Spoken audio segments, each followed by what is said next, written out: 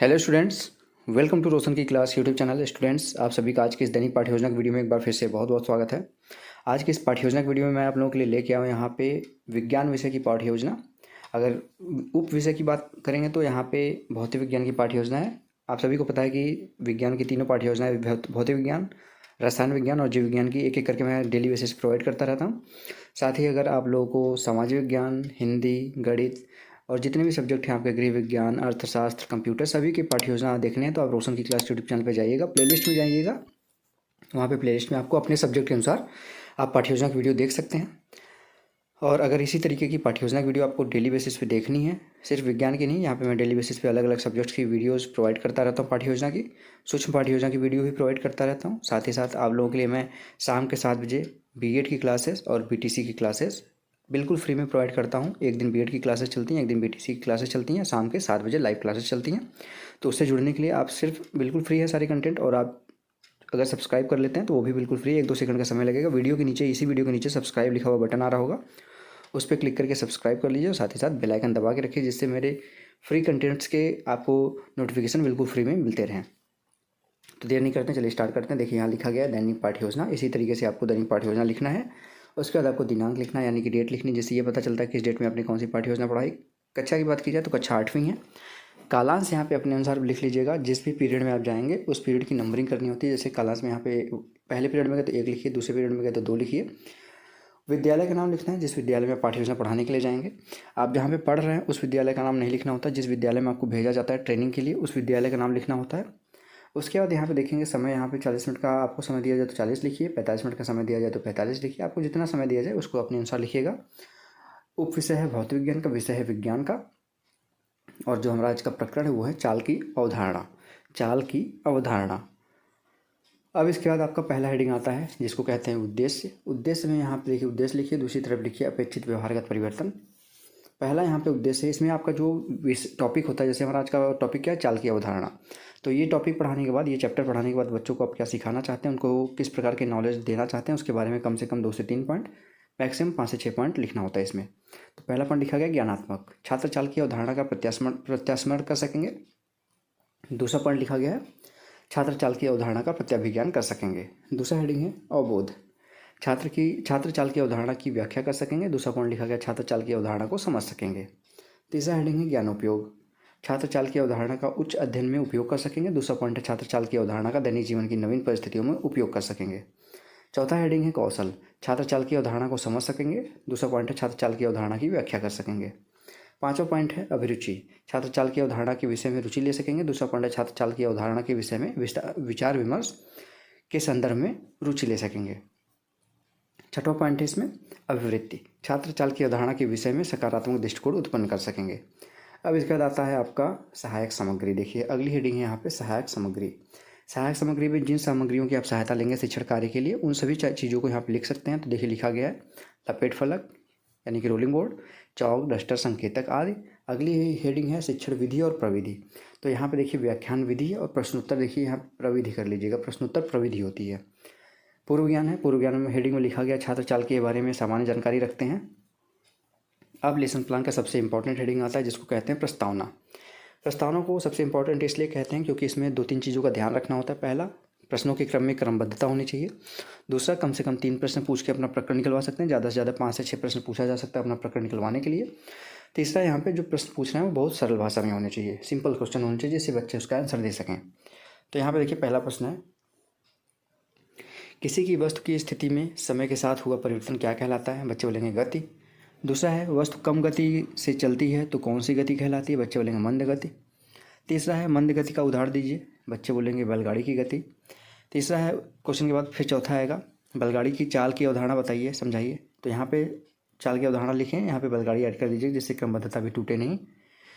बच्चे इसके बारे में संभावित उत्तर देंगे। जैसे ही संभावित उत्तर होगा, आपको सभी को पता है आपको अपना उद्देश्य कथन बोलना होता है। उद्देश्य कथन का मतलब आपको अपना टॉपिक बच्चों को बताना है कि कौन सा टॉपिक उनको पढ़ाने वाले हैं। तो यहाँ पे देखिए बोला गया विद्यार्थियों आज हम चाल की अवधारणा के विषय में विस्तृत अध्ययन करेंगे। अब बच्चों को पता चल गया कि उनको चाल की अवधारणा चैप्टर पढ़ाने वाले उस चैप्टर को पढ़ाना स्टार्ट कर सकते हैं। हेडिंग डालिए प्रस्तुतिकरण। यहाँ पे देखिए लिखा गया ना प्रस्तुतिकरण। इसको 4 कॉलम में डिवाइड किया गया। अध्यापन बिंदु जिसको शिक्षण बिंदु भी कहते हैं, छात्राध्यापक और छात्राध्यापिका क्रियाएं, छात्र छात्रा क्रियाएं, सैंपल सारांश और सहायक सामग्री। पहला शिक्षण बिंदु है चाल की अवधारणा। विकासात्मक प्रश्न है, हम एक स्थान से दूसरे स्थान तक जाने में किन साधनों का प्रयोग करते हैं। बच्चे बोलेंगे साइकिल, बस, मोटरसाइकिल, रेलगाड़ी, बुलेट ट्रेन, हेलीकॉप्टर, कार, हवाई जहाज़। जो भी बच्चे बोलेंगे उसको यहाँ पे लिख लीजिएगा उसके आंसर को। फिर अगला प्रश्न है, इनमें से किस साधन का उपयोग हम लंबी दूरी के लिए तय करने के लिए करते हैं। बच्चे बोलेंगे हवाई जहाज़ का। तीसरा प्रश्न, हवाई जहाज़ की चाल की किस प्रकार मापते हैं। बच्चे नहीं बता पाएंगे, संभावित उत्तर हो जाएगा। अब छात्राध्यापक कथन में इसकी व्याख्या करेंगे। यदि निश्चित समय में एक वस्तु ए किसी वस्तु बी से अधिक दूरी तय करती है तो हम कह सकते हैं कि वस्तु ए की गति वस्तु बी की गति से तीव्र है।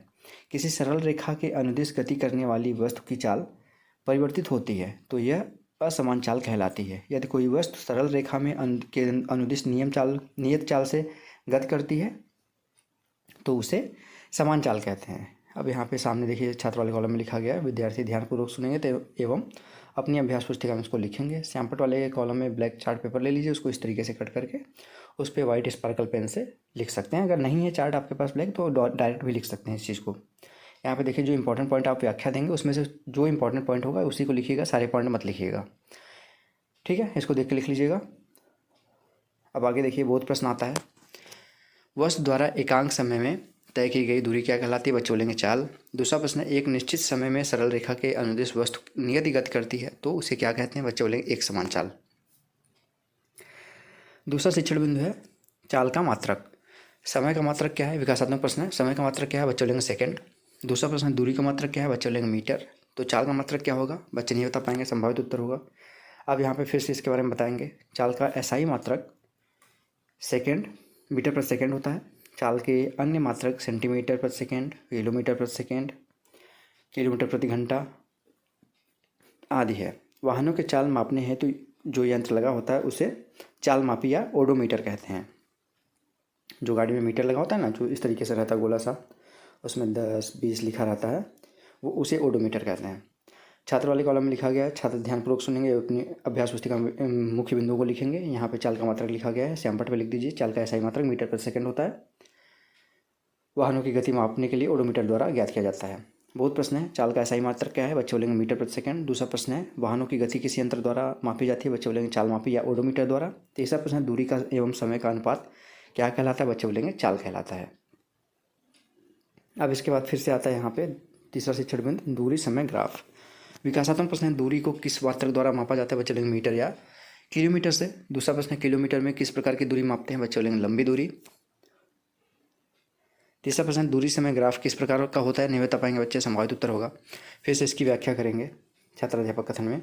यदि दूरी समय ग्राफ एक सरल रेखा है तो यह संकेत करता है कि वस्तु नियत चाल से गति कर रही है, परंतु यदि किसी वस्तु की चाल लगातार परिवर्तित होती है तो ग्राफ की आकृति कुछ अन्य प्रकार की हो जाती है। ग्राफ देखिए, दूरी समय वक्र एक समान चाल के लिए तो टाइम के साथ चाल बराबर है डिस्टेंस के साथ, तो इस तरीके से ग्राफ इसका बनेगा। बहुत प्रश्न है, जब वस्तु नियत चाल से चल रही हो तो दूरी समय ग्राफ किस प्रकार का होता है। बच्चे बोलेंगे सरल रेखा। दूसरा प्रश्न है, चाल परिवर्तन के साथ ग्राफ की आकृति कैसी हो जाती है। बच्चे बोलेंगे परिवर्तित हो जाती है। अब प्रस्तुतिकरण समाप्त होता है, आपका आता है पुनरावृत्ति प्रश्न, पुनरावृत्ति और मूल्यांकन प्रश्न। पहला प्रश्न है, वस्तु द्वारा एकांक समय में तय की गई दूरी को क्या कहते हैं। तो बच्चे बोलेंगे चाल। यहाँ फिल इन द ब्लैंक्स था। दूरी का मात्रक क्या है, डैश डैश डैश। दूरी का मात्रक मीटर होता है, ठीक है। चाल का एसआई मात्रक सेंटीमीटर पर सेकंड है, ट्रू या फॉल्स। तो चाल का जो एसआई मात्रक है वो मीटर पर सेकंड होता है। चौथा प्रश्न है, चाल का मात्रक क्या है, अभी बता दिया आपको। लास्ट हेडिंग आप सभी को पता है, लेसन प्लान की लास्ट हेडिंग को कहते हैं गृह कार्य। गृह कार्य हेडिंग लास्ट लेसन प्लान का लास्ट हेडिंग होता है। यहाँ पे बच्चों को घर से करके लाने के लिए 1-2 प्रश्न दिए जाते हैं। तो यहाँ पे देखिए पहला प्रश्न दिया गया है, एक समान चाल किसे कहते हैं। दूसरा प्रश्न है, दूरी समय ग्राफ को समझाइए। तो ये हो गया पूरा का पूरा लेसन प्लान। आशा करता हूँ आप लोगों को आज की वीडियो अच्छी लगी होगी। अगर आज की वीडियो से हेल्प मिली हो आप लोगों को तो प्लीज़ इस वीडियो को लाइक ज़रूर करिएगा। और अगर इस वीडियो की PDF चाहिए आप लोगों को तो रोशन की क्लास टेलीग्राम चैनल पर जाएंगे, वहाँ पे बिल्कुल फ्री में इस PDF को डाउनलोड कर सकते हैं। और अगर आप लोगों को इसी तरीके की पाठ्य योजना की वीडियो देखनी है डेली बेसिस पे, सूक्ष्म पाठ्य योजना की वीडियो देखनी है डेली बेसिस पे, या फिर आपको B.Ed की या फिर BTC की क्लासेस लेनी है बिल्कुल फ्री में, सभी सेमेस्टर की क्लासेस आपको धीरे धीरे प्रोवाइड की जाएंगी, ठीक है। अगर आप लोगों को कोई स्पेशल क्लास चाहिए तो वो भी कमेंट करिएगा, मैं वो भी वीडियो बना के आपको समझा दूंगा एक से 2 दिन के अंदर आप लोगों की वीडियो आपको मिल जाएगी रोशन की क्लास यूट्यूब चैनल के माध्यम से। आपको सिर्फ एक काम करना है, वो भी बिल्कुल फ्री है। इसी वीडियो के नीचे सब्सक्राइब बटन होगा, उस पर क्लिक करके सब्सक्राइब कर लीजिए। साथ ही साथ बेल आइकन दबा के रखिएगा, जिससे मैं आप लोगों के लिए कोई भी वीडियो बनाता हूँ तो उसके बारे में आपको पता चलता रहे। तो स्टूडेंट्स, मिलते हैं नेक्स्ट वीडियो में। तब तक के लिए आप सभी का बहुत बहुत धन्यवाद। जय हिंद, वंदे मातरम।